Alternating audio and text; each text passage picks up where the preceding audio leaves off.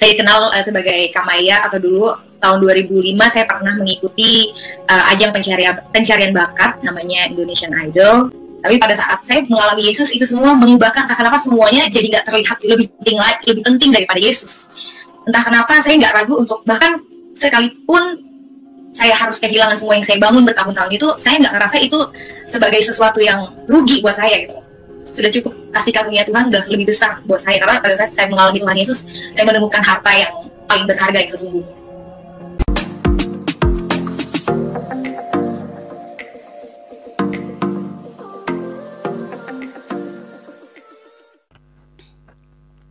Shalom, salam damai, salam toleransi bagi kita semua. Kembali di hadapan kita akan bersaksi seorang artis Indonesian Idol yang terkenal menerima Tuhan Yesus sebagai Tuhan dan Juru Selamat di dalam kehidupannya. Seperti apa kesaksian ini? Kita akan menyaksikan bersama-sama berikut videonya. Semoga orang percaya terberkati dengan kesaksian ini, dan selamat menyaksikan. Saya dikenal sebagai Kamaya, atau dulu tahun 2005 saya pernah mengikuti ajang pencarian bakat namanya Indonesian Idol. Saya, latar belakang saya dilahirkan dari keluarga Muslim. Papa saya orang Jawa, mama saya orang Banten. Muslim yang cukup moderat, dan waktu kecil saya sendiri gitu. Saya dari TK terus SD, saya disekolahin di sekolah Muslim. Dan waktu SD cuma saya sendiri yang disekolahin di sekolah Muslim sama keluarga saya, karena kalau menurut papa saya, karena saya anak tertua di keluarga saya, jadi supaya saya bisa membimbing adik-adik saya. Itu niatan papa saya seperti itu. Dan sebenarnya sekarang sudah hampir 9 tahun saya menerima Tuhan Yesus sebagai Tuhan dan Juru Selamat saya. Sudah cukup lama, karena tahun 2013 saya memberikan diri saya dibaptis, tapi baru sekarang ini saya memberanikan diri untuk mau untuk diundang kesaksian seperti ini untuk jangkauan yang lebih luas, ya, karena memang mungkin ini waktunya ya Pak ya, mungkin ini waktunya. Ya, amin. Amin ya. Dulu sering ditawarin tapi saya rasa saya belum siap gitu, tapi sekarang waktunya. Nah, ya, jadi keluarga saya adalah keluarga Muslim, papa saya Muslim, mama saya Muslim, dan ya kami dididik cukup lah gitu. Kami waktu kecil juga didatengin guru ngaji, ya pendidikan cukup lah, diajarin sholat, ya. Tapi bukan, mereka itu Muslim yang cukup moderat. Mereka juga berteman dengan berbagai macam latar belakang, suku dan agama. Mereka tidak membeda-bedakan. Nah, singkat cerita, papa saya itu meninggal di umur saya yang ke-11 tahun. Meninggal cukup cepat, saya masih cukup kecil pada saat itu. Dia adalah pramugara, dan dia meninggal di Jeddah Arab Saudi, karena dia waktu itu terbang haji, mengantarkan jemaat haji. Nah, beliau sempat koma di sana selama 17 hari dan meninggal di sana. Jadi kami sekeluarga, saya bersama mama dan adik-adik saya, kami semua diberangkatkan semuanya ke sana. Dan sebenarnya untuk menjemput jenazahnya untuk dibawa kembali ke Indonesia, tapi sekaligus di sana kita juga difasilitasi untuk bisa umroh. Karena kalau umroh itu kan nggak membutuhkan nggak membutuhkan hari yang lebih banyak gitu. Kalau ibadah haji yang membutuhkan hari yang lebih banyak, lebih panjang waktunya. Jadi kami sekeluarga ibadah umroh pada saat itu.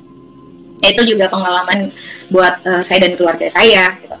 Kemudian setelah papa saya meninggal, ya, saya dibesarkan oleh seorang single parents, yaitu mama saya. Dan umur 16 tahun, saya itu dari kecil suka nyanyi. Jadi umur 16 tahun saya didaftarin untuk lomba nyanyi, dan puji Tuhan pada saat itu menang. Dan mulai dari situ saya mulai bernyanyi. Banyak yang mengundang untuk bernyanyi sambil sekolah, sambil membantu keuangan mama saya juga, karena pada saat itu nyanyi sudah dibayar ya.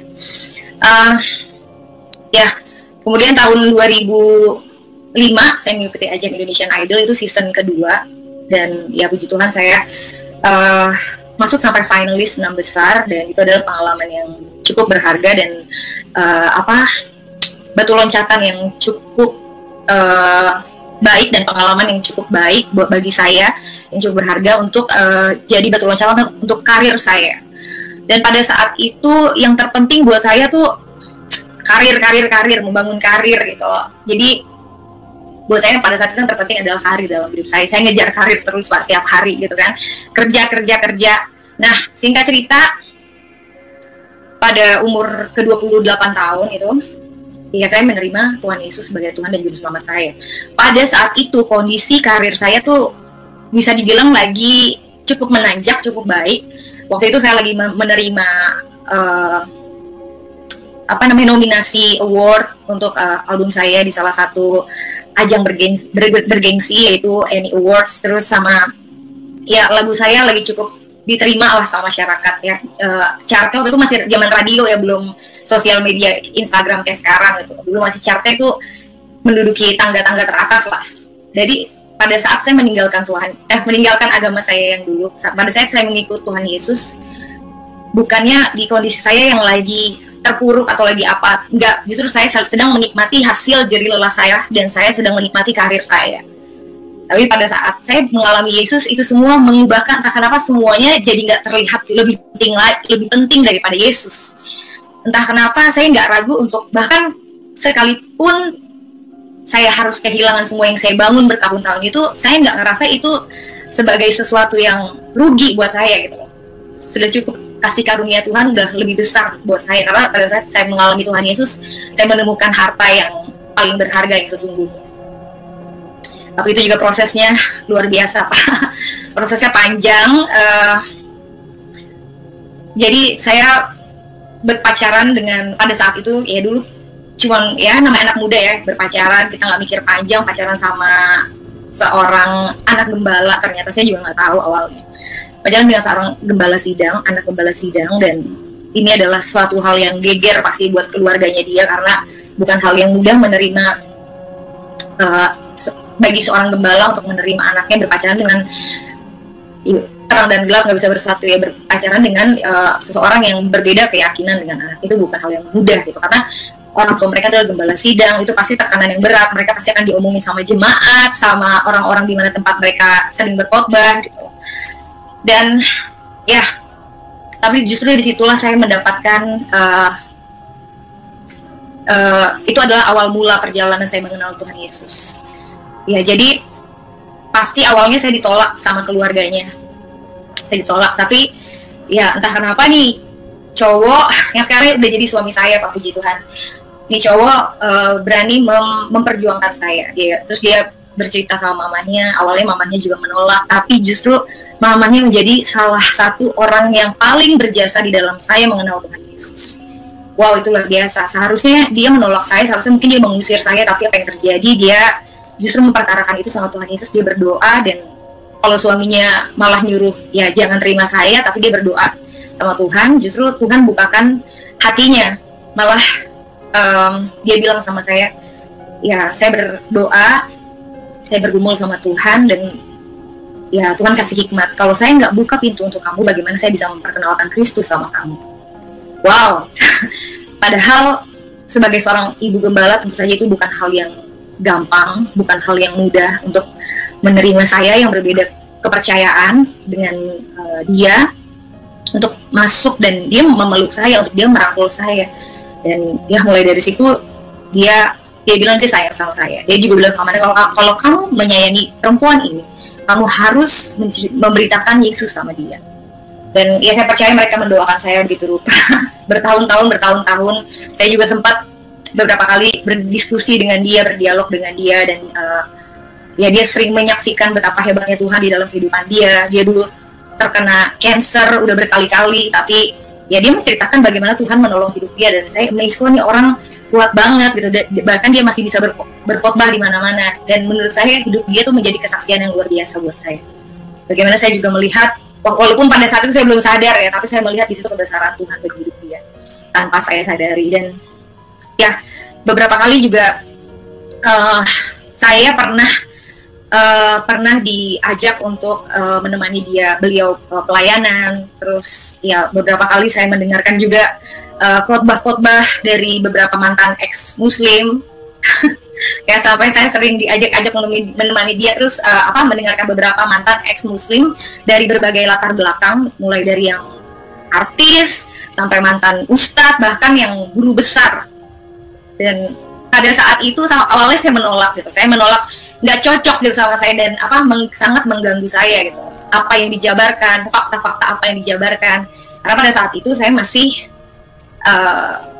saya masih berpegang dengan kepercayaan saya gitu, dan prinsip yang diajarkan kepercayaan saya pada saat itu adalah kepercayaan itu kan masing-masing ya, percaya itu masing-masing, nggak usah saling usik. Kalau orang Islam bilang agamamu, agamaku gitu kan ya.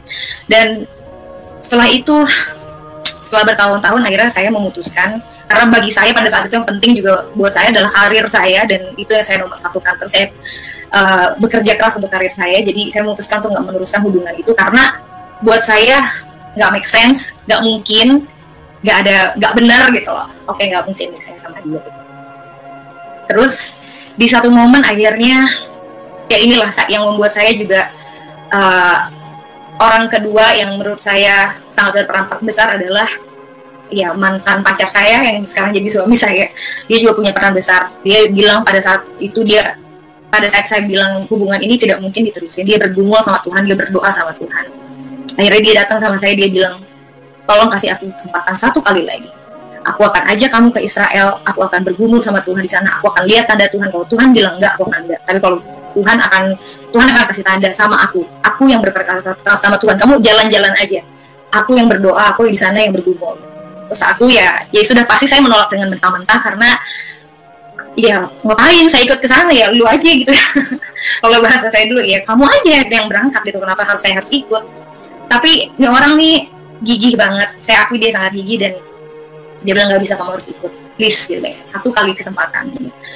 Berbulan-bulan yang ngajakin saya, kurang lebih 3 bulan. Awal dari saya tolak mentah-mentah, akhirnya sampai saya capek sendiri untuk nolak dia, dan ya saya bilang gini akhirnya sama dia, ya udah kalau emang Tuhan izinin saya ke sana, saya pasti akan nginjekin kaki ke sana. Dan pada saat itu saya ngomong itu dengan sangat asal-asalan banget, karena saya nggak memikirkan itu serius gitu. Saya juga nggak mikir akan berangkat ke sana. Singkat cerita, sebenarnya dia mau ngajak saya ke sana itu pada saat dia ngajak saya, dia tuh juga nggak ada uangnya untuk ngajak saya ke sana. Dia cuma ada buat dia, dan dia nggak ada maksudnya untuk memberangkatkan saya. Pada saat itu dia nggak ada uang, dan saya nggak mau bayar sendiri dong, orang dia yang ngajakin gitu loh Pak. Terus akhirnya singkat cerita, ini anak berusaha banget. Akhirnya dia punya ide, dia bikin, kalau zaman sekarang bahasanya tuh thrifting, jadi menjual barang-barang second kita, kayak baju, sepatu. Dan saya amazed, selama kurang lebih 1 bulan lebih dia mendapatkan dana, mendapatkan keuntungan cukup bahkan lebih untuk memberangkatkan saya ke Israel. Dan itu saya amazed gitu loh, padahal menurut saya itu nggak mungkin. Itu mungkin small things ya Pak, tapi saya melihat actionnya dia tuh wow, luar biasa gitu. Dari yang tadi saya tolak mentah-mentah, tapi saya pelan-pelan saya amazed, loh kok dapat duitnya gitu kan, loh kok gini gitu kan. Terus banyak hal-hal kecil yang sebenarnya saya lupa ya detailnya kayak gimana, tapi yang membuat saya amazed. Saya percaya itu Tuhan. Dan sampai singkat cerita, pada saat itu ternyata paspor saya itu ternyata kan kalau untuk pergian ke luar negeri untuk mengurus visa itu minimal di atas 6 bulan. Di bawah 6 bulan tuh udah nggak bisa ngurus visa dan ke luar negeri gitu. Terus ternyata paspor saya sudah di bawah 6 bulan, dan itu baru ketahuan tuh setelah mengurus visa, karena kan saya peserta terakhir yang didaftarkan ya Pak. Jadi kurang lebih 2-3 minggu lah itu mau ngurus visa, dan ternyata wah ini udah nggak bisa nih, sulit nih, nyusahin. Sampai akhirnya saya harus perpanjang paspor. Itu itu lucu banget, berkas-berkasnya ketinggalan di rumah saya di Serang, terus kita bulak balik lagi sampai akhirnya bisa ngurus paspor. Terus amaze-nya lagi, harusnya udah nggak mungkin bisa dapet visa kalau menurut orang travelnya juga kayak gitu. Ini kita 50-50 ya, dia bilang kayak gitu. Tapi yang bikin saya amaze lagi, ternyata dapat visanya, dan saya baru megang paspor itu pas di bandara. Tadi saya kayak ya udah bawa aja, berangkat enggak. Saya juga teringat sama kata-kata saya, kalau emang berangkat ya pasti berangkat gitu, pasti saya nginjetin kaki di sana. Ternyata berangkat, dan ya selama di perjalanan saya nggak mikir apa-apa gitu. Saya cuman ya udah, kan dia yang sedang bergumul, saya tidak gitu. Kalau saya sudah bulat dengan keputusan saya, nggak mungkin. Sampai di sana itu berangkat juga dengan keluarganya, dengan jemaat-jemaatnya dia, dan dengan orang-orang pastori. Jadi mereka semua jadi saksi di sana. Dan sampai di sana pertama kali saya keluar dari bandara, terus menginjakan kaki di tanah itu, saya langsung teringat, saya langsung flashback pada saat itu juga saya ingat kata-kata saya, kalau Tuhan mengizinkan saya menginjakan kaki di Israel, pasti aku akan menginjakan kaki di sana. Dan itu terjadi dan saya langsung bergidik gitu. Saya teringat itu, langsung saya terpikir, berarti Tuhan izinin saya ke sini dong, berarti ini rencana Tuhan dong. Aduh, itu mengganggu pikiran saya. Jadi selama di bis, orang-orang semuanya pada tidur dan cuma saya doang yang nggak bisa tidur, dan saya sangat terganggu dengan pikiran itu. Dulu saya bilang sama dia, kalau memang rencana Tuhan, kalau memang kehendak Tuhan, aku menginjakan kaki di sana, aku pasti akan menginjakan kaki di sana. Dan ternyata sekarang aku ada di sini menginjakan kaki di sini, berarti ini rencana Tuhan. Tuhan maunya apa ini kayak gini? Dan itu mengganggu saya sepanjang perjalanan, dan akhirnya saya menyerah, saya doa gitu kan.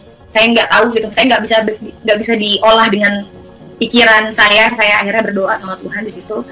Tuhan tolong tunjukkan siapa Tuhan yang benar.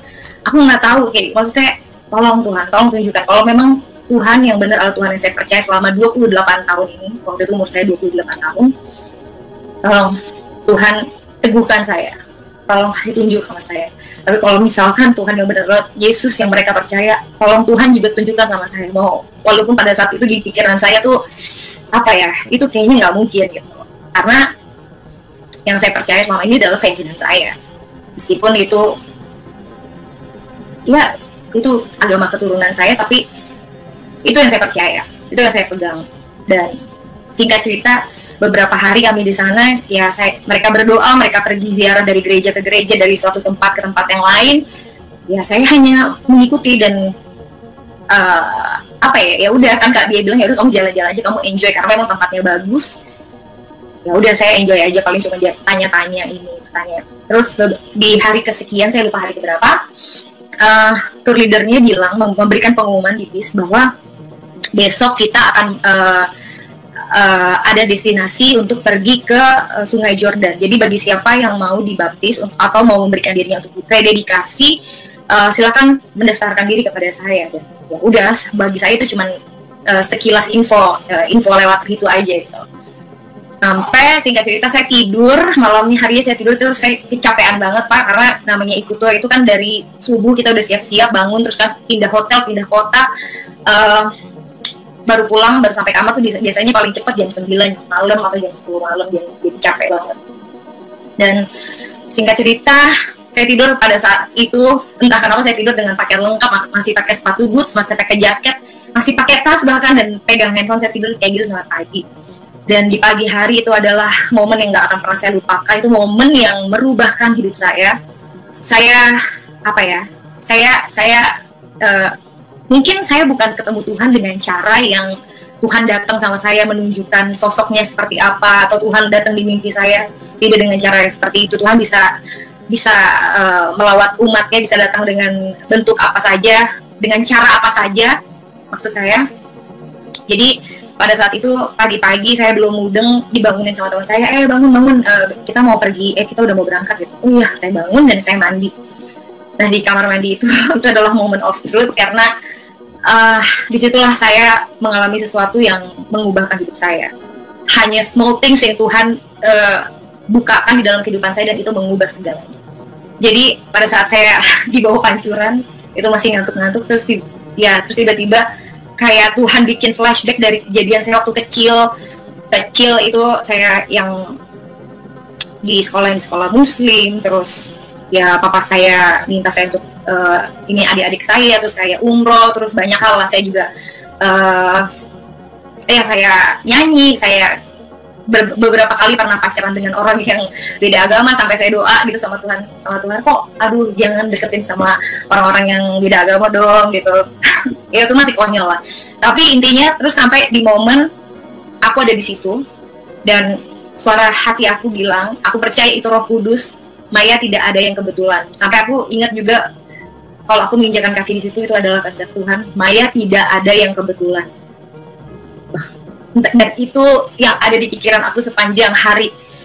Aku nggak bisa ungkapin, pada hari itu aku nggak ngomong sama siapa-siapa, dan aku diam, aku hanya memikirkan pikiran itu terus. Itu mengganggu aku sepanjang hari.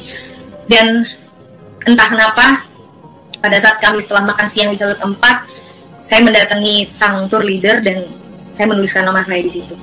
Dan tanpa ada rasa takut, tanpa ada rasa, saya tahu siap, dengan sadar, karena saya tahu siapa diri saya tahu siapa keluarga saya tahu teman-teman saya tahu pekerjaan saya, dan saya juga tahu resikonya bahwa kalau saya melakukan ini resikonya apa, saya sadar, tapi entah kenapa semuanya tidak membuat saya jadi takut gitu loh. Dan ya akhirnya kami tiba di Sungai Jordan, dan gak ada yang tahu kalau saya menuliskan nama itu di buku kecuali saya, Tuhan, dan si tour leader itu. Cuman kita bertiga yang tahu, dan gak ada yang tahu. Pas diumumin semuanya benar-benar, ya ibu calon mertua saya, ya pacar saya pada saat itu, mereka semua, dan orang-orang mereka semua nggak bisa berkata apa-apa juga. Mereka bahkan saya duduk sama pacar saya pada saat itu, dia pun nggak bertanya apa-apa, dan saya pun tidak mau ditanya-tanya, karena menurut saya ini adalah urusan pribadi saya dengan Tuhan. Ini adalah momen saya sama Tuhan, saya nggak mau diganggu-ganggu, saya nggak mau ditanya-tanya. Dan pada saat kami sampai di sana, ibu gembala itu bertanya sama saya, Maya kamu yakin gitu kan? Maya kamu yakin? Dan dia sampai menangis, dan saya sebenarnya nggak mau ditanya-tanya, tapi saya hanya bilang sama dia, kalau aku nggak yakin aku nggak akan tulis nama aku di situ, dan aku langsung pergi. Dan aku baru sadar kalau ternyata aku tidak, kalau untuk baptis kita harus mempersiapkan diri. Kemarin juga diumumin ternyata kalau kita harus bawa baju ganti, ya semuanya lah, karena kita akan nyemplung dan basah di situ walaupun kita pakai luaran. Dan aduh ini gimana, saya nggak bawa apa-apa, benar-benar saya nggak bawa apa-apa, cuman baju yang melekat di tubuh saya, karena saya tidak mempersiapkan diri untuk itu. Sampai akhirnya ternyata Tuhan sudah persiapkan, karena ada seorang teman yang mau rededikasi. Mungkin dia mau rededikasi atau dia baptis, aku nggak tahu. Dan dia meminjamkan itu sama, dia memberikan itu sama saya. Kayak, kamu nggak bawa apa-apa ya? Aku nggak bawa apa-apa. Kamu pakai aja punya aku. Kamu yang lebih butuh. kamu yang lebih butuh, dan kamu pakai aja. Aku nggak apa-apa, dan kayak gitu.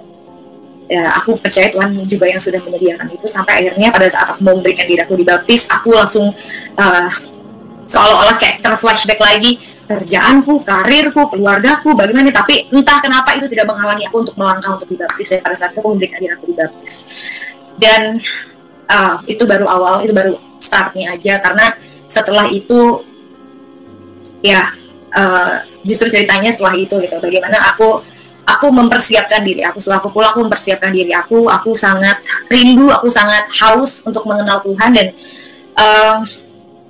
sampai aku tuh pada saat itu ya aku mempelajari dari dua belah sisi di kepercayaan aku yang lama dan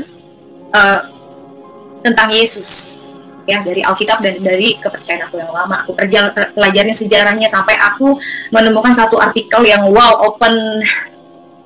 membuka mata aku gitu, yang eye opening banget.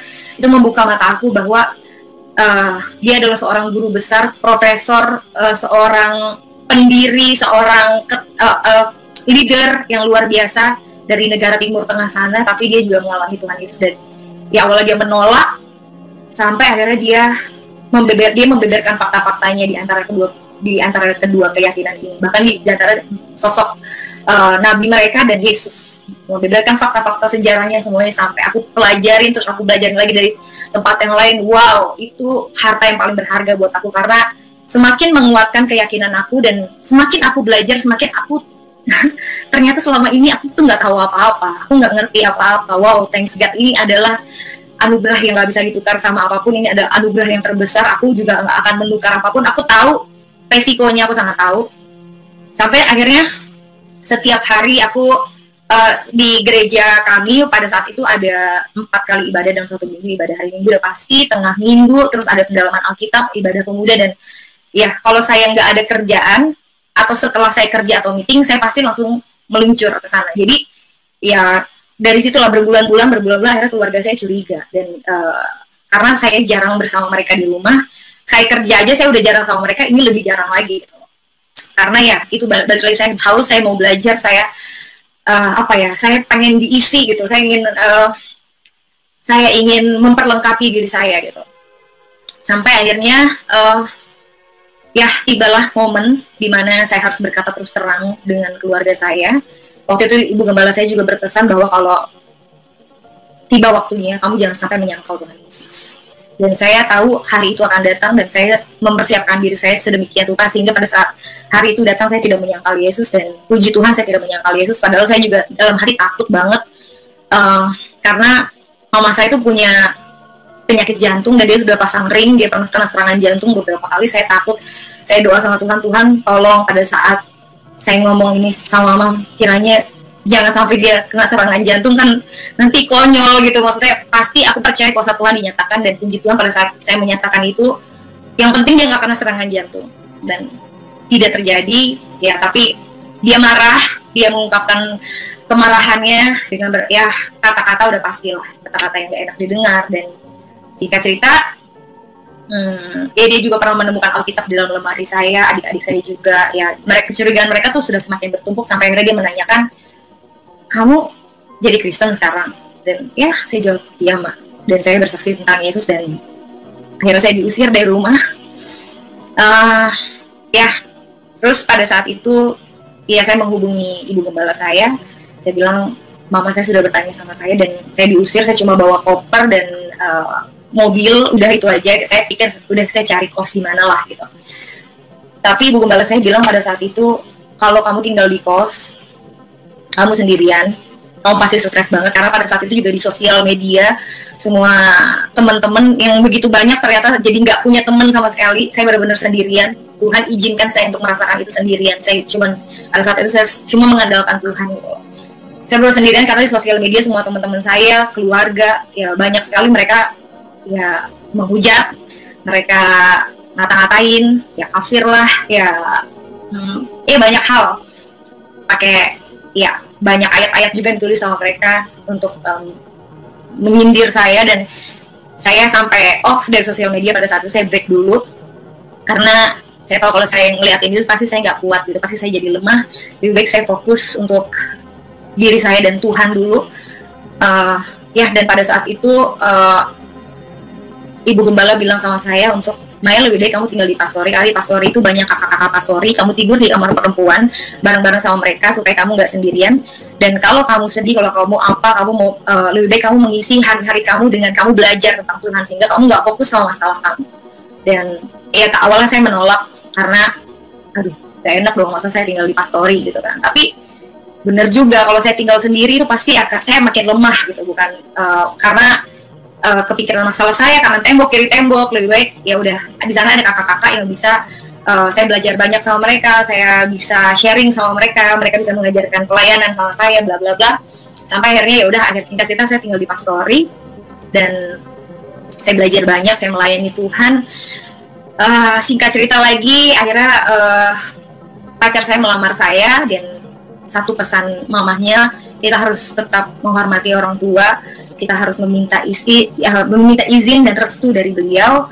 Dan ya buat saya pada saat itu yang terpenting adalah restu orang tua, karena kalau dia merestui aja itu udah mujizat, karena paling tidak kita datang untuk meminta izin dari beliau. Dan saya sendiri, jujur saya ketakutan karena saya takut nanti calon suami saya bakalan diapa-apain gitu lah. Saya takut banget, tapi puji Tuhan dia cuma bilang sama saya, jangan takut, kita berdoa dulu sebelum datang. Jujur saya yang takut, dia kok ngeliatnya biasa-biasa aja gitu kan. Ya, tapi puji Tuhan, Tuhan tolong. Justru yang terjadi adalah pada saat itu kita bisa makan bersama dengan mama, dan wow, itu amazing banget. Itu saya berbulan-bulan gak ketemu dengan beliau. Kita mau datang, saya mau ketemu sama dia itu susahnya minta ampun, dihalang-halangi, gak bisa WhatsApp, gak dibales, sampai akhirnya kita bisa makan bareng sama dia. Terus dia meminta izin untuk menikahi saya, dan itu Tuhan, saya percaya itu Tuhan, dia memberikan restunya sama kami berdua. Dan dia cuma bilang, mungkin saya tidak bisa datang ke pernikahan kalian karena saya juga mengerti pasti tekanan yang dia alami dari kanan kiri, dari keluarga, dari teman-temannya, itu juga nggak gampang buat dia ya. Tapi dengan mengantongi restu itu udah mujizat, itu udah puji Tuhan.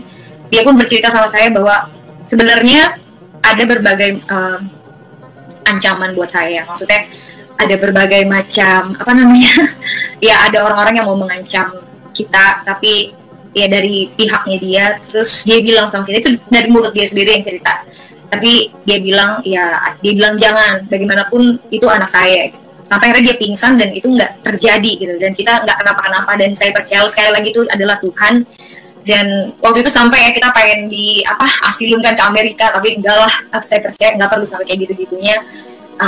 Ya pasti Tuhan tolong. Ya singkat cerita, kami menikah tanpa dihadiri oleh satupun dari keluarga saya, dan ya puji Tuhan saya juga masih belum bisa ketemu sama mama saya. Kami juga tadi setelah menikah pengennya tuh nggak langsung punya anak, pengennya setahun kemudian gitu, karena kita mau mempersiapkan ini dan itu. Saya juga waktu itu kan nggak kerja.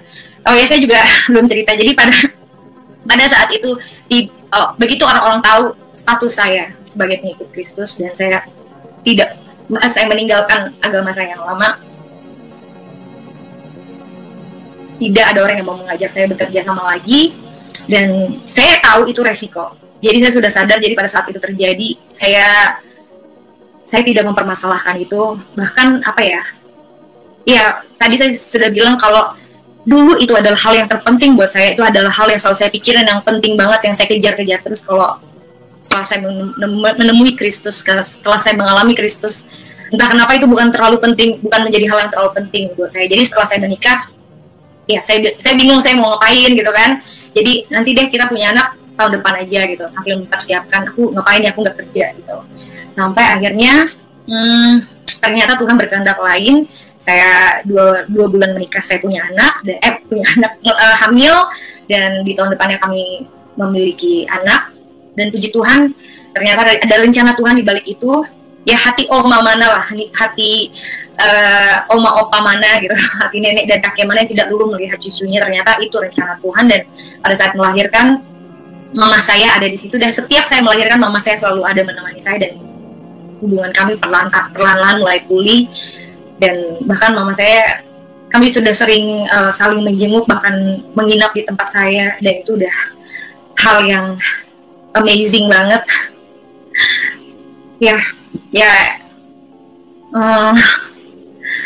Jadi pastinya proses mengikuti Tuhan Yesus dengan berbagai macam ancaman, ya itu yang namanya memikul salib. Dan setelah saya belajar lebih banyak, setelah saya menggali lebih banyak, balik lagi ya, bukan dari satu pihak aja, saya harus adil dari dua pihak, karena saya nggak mau kalau istilah orang tuh beli kucing dalam karung lagi. Saya nggak mau cuman agama karena keturunan, saya mau mengalami Tuhan sendiri. Setelah saya mengalami Tuhan, saya pelajari ternyata semuanya make sense, dan iman saya nggak ada alasan untuk iman saya goyah. Justru saya semakin yakin kepada Tuhan Yesus. Dan ya walaupun sekarang walaupun sekarang saya nggak mendapatkan fame seperti dulu, mungkin ya dulu saya dikenal sebagai penyanyi, tapi sekarang itu bukan hal yang terpenting lagi buat saya. Sekarang saya adalah seorang pelayan Tuhan. Saya dan suami saya adalah pelayan Tuhan. Puji Tuhan, kami melayani di gereja kami. Suami saya sekarang pendeta muda di gereja saya. Dia berkhotbah juga di hari Minggu. Dia juga musisi.